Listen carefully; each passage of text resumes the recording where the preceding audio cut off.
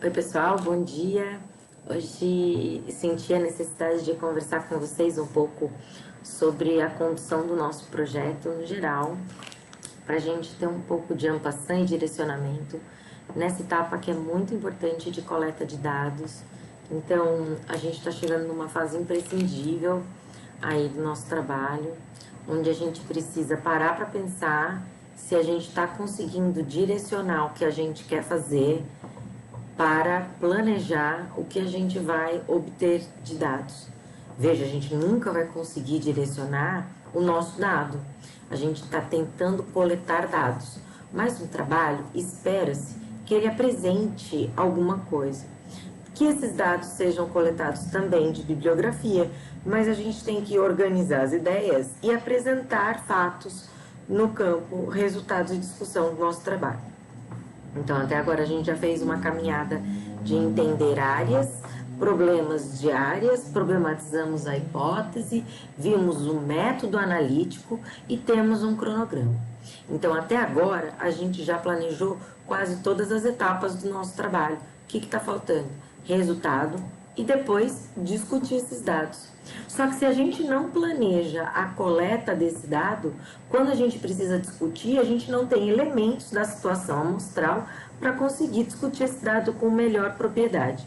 E é isso que a gente precisa fazer, essa pausa antes de começar a coletar os nossos dados para levantar um número de variáveis que seja pertinente ao que a gente quer analisar. Então vamos lá. Sempre que se fala de dados, chega-se a essa classificação bem clássica. Eu vou gerar tabela para análise quantitativa e vou tentar gerar gráfico para amostra qualitativa. Só que isso não é verdade, porque eu posso gerar gráficos e tabelas para as duas situações de coletas de dados. Não existe essa amarração. Não é porque, eu estou fazendo só porcentagem, então eu só vou gerar gráfico, aquele gráfico lá de bola. Não. A gente não precisa ficar tão limitado a isso. Então, os dados, eles não são só qualitativos e quantitativos. Os dados, eles dizem muito mais do que isso. E a gente precisa pensar o que você quer destacar. Então, mesmo que se tenha um dado qualitativo, é importante transformar esse dado qualitativo. Então, a gente tem que gerar porcentagens a partir dessa coleta. Então, eu amostrei 30 pessoas. Dessas 30 pessoas, 15 responderam sempre o item A. Então, você vai gerar uma porcentagem dessas 15 pessoas sobre o seu universo que você está analisando aí, no caso, 30 pessoas. Bom, mais pra frente a gente vai falar um pouco de o que amostrar e como amostrar, mas o que você precisa pensar é, o que você vai apresentar? Média? Aí depois você vai apresentar a variação dessa média? Ou você vai apresentar a variação das amostragens quanto ao rol de dados? A sua amostragem é capaz de triar se ela tem uma variação ou não? Porque às vezes a coleta de dados é tão pequena que você não consegue observar o quanto ela naturalmente varia.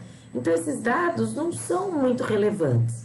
O que a gente tem que fazer para tornar esse dado bem exposto e quando o leitor observa, ele fala, nossa, que interessante essa relação. Beleza, então como amostrar? Quanto amostrar? Depende.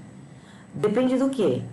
Da variabilidade original dos dados. Isso quer dizer, você primeiro faz um teste preliminar. Lembra lá nas profundezas que eu falei para vocês, é interessante a gente fazer um teste preliminar? Então, vou dar um exemplo. O meu TCC quer fazer análise microbiológica da água da torneira. Então, antes da gente começar a mostrar os dados populacionais aí do meu estudo, eu vou ver se o meu protocolo, se o meu processar, se o meu passo a passo está funcionando. Então, eu faço um teste preliminar. Eu coleto uma amostra, processo ela, vejo lá, faço minha análise microbiológica, vejo se a minha situação amostral está contaminada, se a minha estufa está boa, onde eu vou deixar as placas de crescimento estão em um lugar adequado ou não. Está em um lugar adequado? Beleza. Não está? O que eu tenho que fazer para tornar esse momento um momento amostral, uma amostragem de qualidade. Será que você parou para pensar isso dos seus dados? Aí tem da precisão requerida no trabalho. Então, antes, quanto mais varia o trabalho, quanto maior a variância, maior a minha amostragem. Beleza. Então, se eu fiz uma análise, deu 2, outra análise, deu 10, isso se repete, quer dizer que eu tenho extremos nessa análise. Se eu tenho extremos, eu tenho que ter muitos dados para que eu consiga chegar numa média representativa. Precisão requerida no trabalho. Quão preciso vai ser a sua amostragem? Então, aí sim, quem está fazendo uma análise quantitativa, tá quão preciso aí? Está fazendo uma medição com um paquímetro adequado ou não? Está fazendo uma amostragem meio que do jeito que dá, com a reguinha que tem em casa? Então se você quer uma maior precisão, a gente vai aumentar essa amostra. Não é muito nosso caso, porque a gente está vivendo uma pandemia, a gente está adequando a nossa vida para uma amostragem. Mas também não é para se contentar com 2 dados, porque aí então eu não consigo nem compor uma média de qualidade. Aí, o que eu tenho que pensar? O tempo disponível, quanto tempo eu tenho para fazer? Você fez o cronograma até semana passada. Quanto tempo você tem para amostrar? Eu tenho pouco tempo. Então, se você tem pouco tempo, sua amostragem vai ser menor. O custo dessa amostragem é caro processar isso? Então, vamos pensar que você está fazendo uma análise de amônia. O seu grupo tem 6 pessoas. Vocês vão comprar um kit de amônia, ratear em 6 pessoas. Quantas análises vocês conseguem fazer? Qual é o valor dessa análise? Cada análise está custando 40 centavos. Vocês conseguem processar quantas a esse custo? Para dimensionar aí sua captura de dados. Beleza.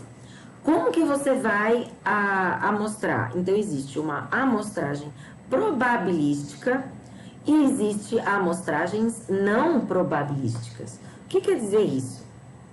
Uma, a gente consegue prever, organizar, estruturar essa amostragem. Então, eu tenho lá 5 variáveis, eu mantenho 4, mudo uma. Depois, mantenho 3, mudo 2. Quanto eu posso alterar essas situações amostrais, essa situação amostral? Para que isso é importante? Quem faz delineamento experimental, por exemplo. Eu vou fazer um teste com girino. Então, a minha população, como que eu vou fazer isso? Eu quero ver a probabilidade do calor interferir na vida dos girinos. Então, aí ele vai pegar e vai colocar qual a variação desse calor. Até 2 graus, até 3 graus, até 4 graus, até 5 graus. A partir disso, eu posso modular como uma variação pontual ou contínua. Isso a gente vai gerando com os exercícios que a gente faz mesmo, de probabilidade em matemática, que a gente vai jogando dado, vai mudando carta, a gente vai criando situações. Aqui, a gente também cria situações, quando a gente faz o delineamento experimental. Mas existe essa situação aí? Dá pra gente modular?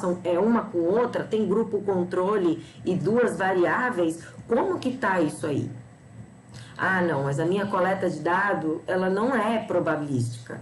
Então, eu não sei exatamente. Eu estou sentindo como que ele vai reagir a um produto que eu vou enviar. Então, eu vou mandar um roteiro com uma trilha de percepção. Cada uma das perguntas que eu vou submeter esse indivíduo da minha população de análise, cada uma dessa pergunta pode gerar um gráfico no futuro. É assim que a gente tem que pensar. Como eu estou abrindo a minha coleta de dados para que isso seja mostrado de forma adequada. Que legal. Vou me colocar aqui no meio, né? Acho que aí dá pra gente ver melhor, né? Então, o que você quer mostrar, né? Você quer fazer uma comparação ou você quer fazer uma composição de dados? Eu vou comparar um com o outro, eu vou comparar o controle com a dose 1 com a dose 2. Beleza. Então, se você vai comparar, uma variáveis, quais são os tipos de gráficos adequados com 2 variáveis, com vários itens, com alguns itens, dados cíclicos, quando a gente faz análise, por exemplo, ao longo de um ano. Eu faço análise de janeiro, fevereiro, aí depois eu faço junho, julho, depois eu faço outubro e novembro.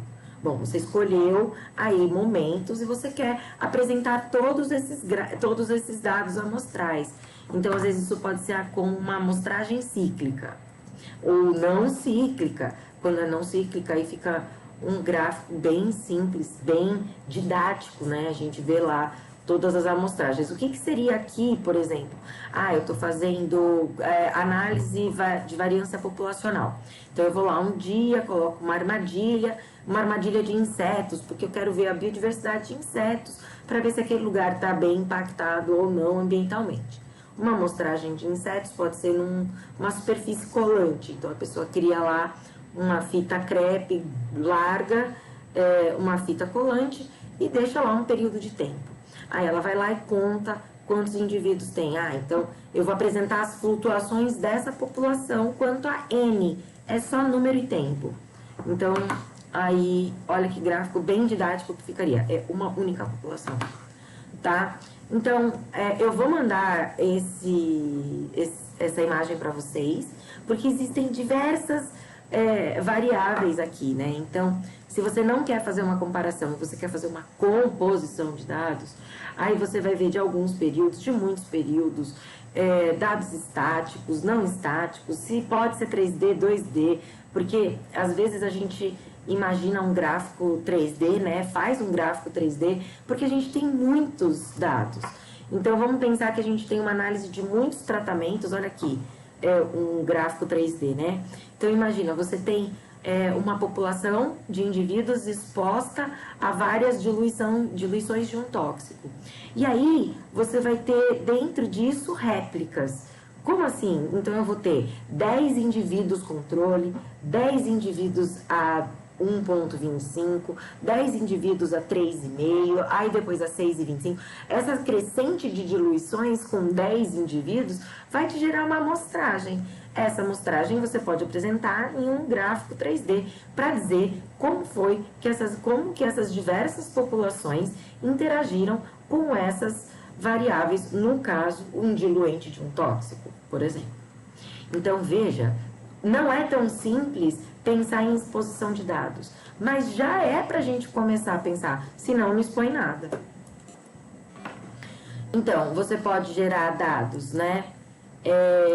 Gráficos de barra, de linha, dispersão, você pode fazer gráficos com variáveis, sem variáveis. Tem gráficos mais modernos, né? Com formas mais levando o texto para o jornalístico. Fica bem bonito, fica bem ilustrado. A gente pode usar também em uma situação de TCC, se vocês acham que fica graficamente agradável. Vocês encontram facilmente esses simuladores de gráficos. Agora, o que a gente vai fazer a partir de agora? Vai pensar, olhar para o nosso trabalho e vai responder como que vai ser a coleta desses dados. Quais as variáveis vão ser levantadas a partir dessa coleta? Todos os dados vão ser apresentados ou parte dos dados serão para compor a discussão do trabalho? Como que é essa amostragem? Que tipo de amostragem que você está fazendo? Então, organiza as ideias, olha para o seu trabalho e pensa como é que a gente está mostrando, como é que eu vou gerar dados, que tipo de dados a gente vai gerar, como a gente vai organizar as ideias. A próxima vez que a gente conversar via vídeo, eu vou tentar trazer para vocês algumas tabelas para ilustrar um pouco tabela. Porque tabela parece fácil, porque a gente joga lá um monte de dado, mas é super difícil tirar informação de tabela e transformar informação em discussão, texto dissertativo, tá? Então, a gente vai conversar agora no chat para a gente ver essa produção aí e combinar uma data de entrega para todos esses elementos. E a gente vai conversando mais sobre a produção de TCC, pouco a pouco, até ficar pronto. Beleza? Obrigada, gente. Até mais. Tchau, tchau.